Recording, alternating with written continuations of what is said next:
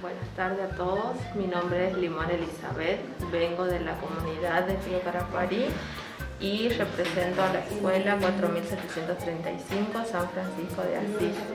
Nos encontramos en esta tarde trabajando sobre el proyecto de la currícula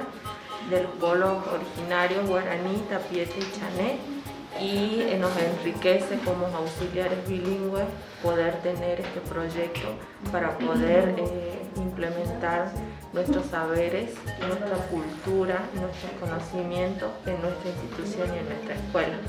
Así que para mí es muy lindo poder participar y ser parte de este proyecto, y le doy las gracias a todos los que nos acompañan, a todos los profesores que nos acompañan para que esto pueda ser posible. Ya